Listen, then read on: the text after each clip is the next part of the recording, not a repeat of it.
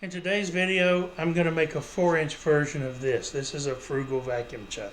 I made this one, I made the small one. This is 2-inch PVC. I made the small one to basically make sure that I was doing everything right. I followed the instructions, but instead of using wood, I used Corian because I know that it's not permeable or porous at all, so it won't let any air through.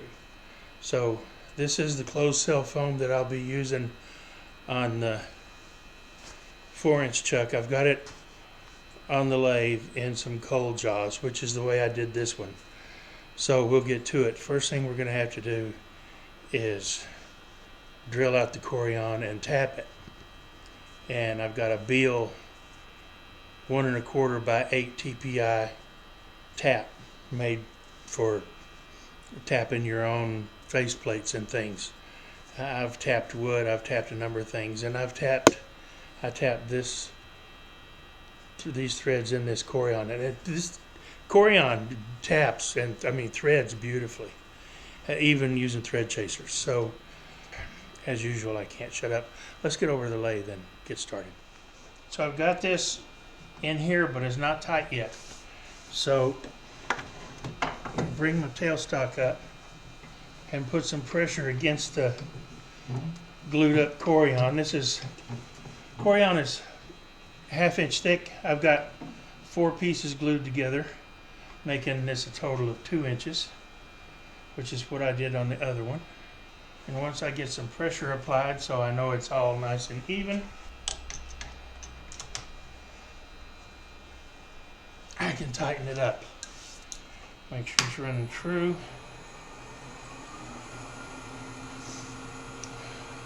Seems to be. I know it's flat, but the one thing I don't know is how it sits next to the waves. So I'm looking at my gap between the Corian and the tool rest over here, and I want to take this just as close in as I can. I can barely see a little sliver of light between this and the tool rest. Right here I've got maybe 1/1000th of an inch. It's a little bit closer right here. I can't hardly see any light in there. It's not touching, but it's that close. So is that close enough? I don't know. I could try to flatten this off and see.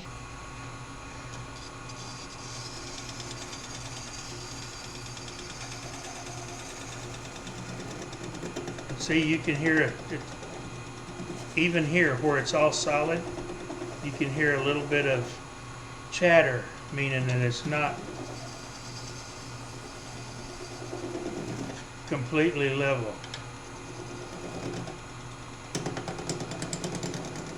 I don't care about these outer wings. I'm going to sand those off anyway, but I want to get them out of the way a little bit right here.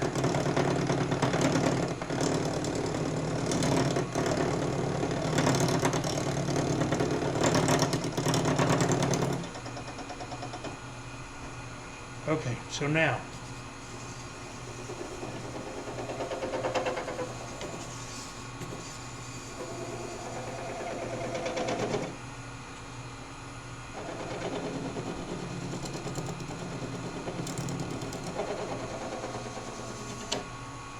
it's within a few thousandths of an inch of being what I want, and I can fix that, and I'll show you how I'm going to do that. I bought this Frugal Chuck Kit from Bob a couple years ago at SWAT, and I've talked to him about it a couple of times, but it comes with instructions on how to do it, and while I follow them mostly, not exactly, because I'm just going what works for me. I'll put a link to Bob's site, Frugal Vacuum Chuck, in the description below, and you can go check him out. It's not terribly expensive, and it works really, really well. And the basic kit comes with 2 sizes. He gives you 2 PVC collars, a 2-inch, I think it's a 2-inch or two and a half maybe, and a 4-inch, or maybe it's 3. Anyway, you can buy your own as well, bigger collars if you need, and make more chucks. You can either get the sealed bearings and stuff from him, or you can, if you're so talented or if you are so inclined, you can even make your own. You can order your own sealed bearings and PVC tubing and make your own. I've got this 2-inch thick chunk of Corian up here. I've got it as flat as I want to make it at this point. So one of the first things we're going to do now is we need to drill. I'm using a Beal 1 1/4 by 8 tap, and in order to use that, the instructions on the tap say to cut for a 1 1/4, you want to use a 1 1/8 inch Forstner bit, which is what I have right here, and I've already marked this with tape on how deep that I want to go. So let me get a chuck in here.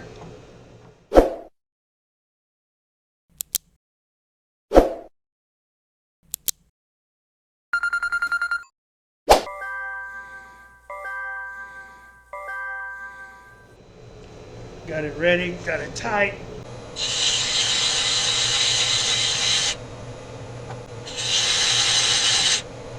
I'm going kind of slow and easy so I don't overheat the bit or the Corian.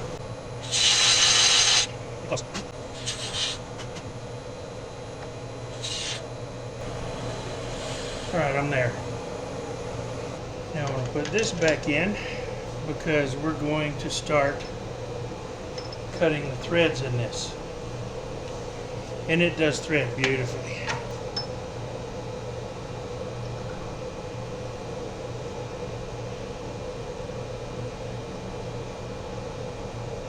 And so that it stays straight,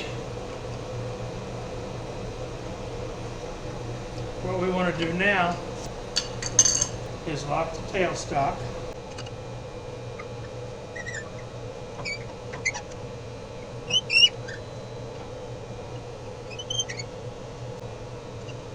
And keep pressure on here while you're cutting in, and back it up every now and then to clear the threads, and then back to the pressure. Not much, just a little. And then back up to clear the threads.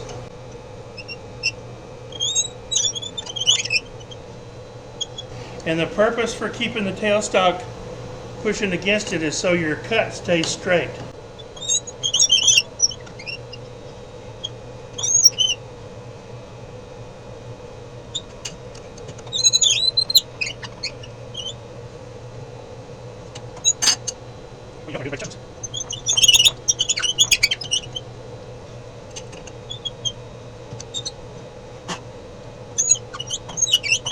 Okay, the tap has bottomed out against the bottom of the hole. That's okay.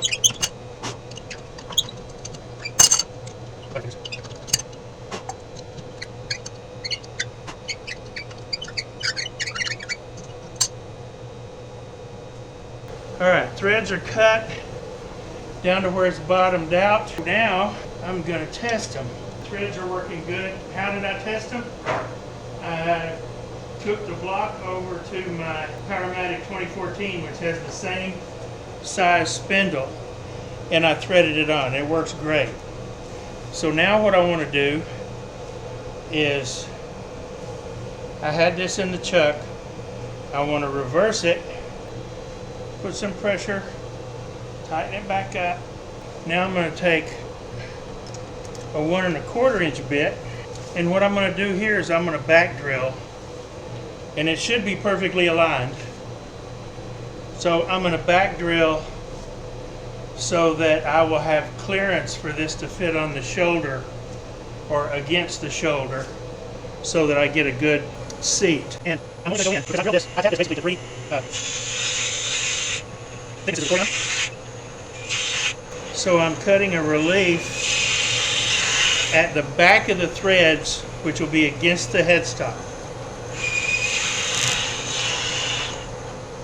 and that's really close to being through. Okay, now it's through. So now what I want to do is flip this around again.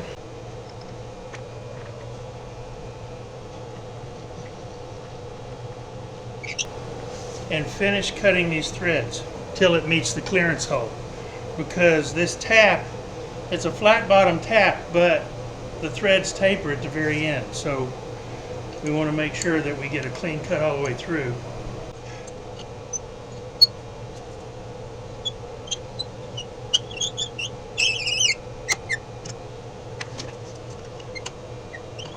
Now I bottomed out at the chuck.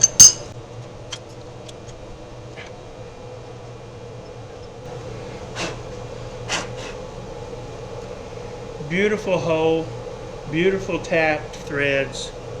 I mean, you just can't get any better than that. And even better, you got a nice 1 1/4 inch relief at the back so that it will set and chuck up against the shoulder of your spindle. Not the best view, but this is the spindle for my 2014, and it threads very nicely and goes all the way to the shoulder, just like it's supposed to. And I've still got a good 5/8 of an inch almost. I've got a good 5/8 of an inch threads over here, so it's got plenty of threads locking this up on this block, and it sits tight against the shoulder. It actually goes, I'll show you on my 3520 as soon as I get that chuck off when I don't need it anymore. So once you've got your, basically this is for all intents and purposes a faceplate. It looks just like a traditional faceplate. This is a commercial faceplate. You see it's open 1 3/4. It's the back is open 1 1/4 for about a 1/2 inch down to the threads. Well, the same can be said for this one. It's open at the back 1 1/4 down to the threads. The only difference is this is a little thicker faceplate than this. Yeah, I could have got by with using 3 thicknesses, but I wanted 4. You know me, I over-engineer everything. For some of you, this process may be a bit daunting, or you may not have a Beal tap, or you may not want to do the engineering part of making the faceplate, and you don't have to. You can easily buy or use a commercial faceplate if you have one. If you don't have one, they're readily available and they don't cost that much. So I'm going to stop this video here, and we will get on with the actual construction of the vacuum chuck itself in the next video. I did this because this is how I do my faceplates, and some may find it interesting or want to do the same. So part 2 will show the construction of the Frugal vacuum chuck.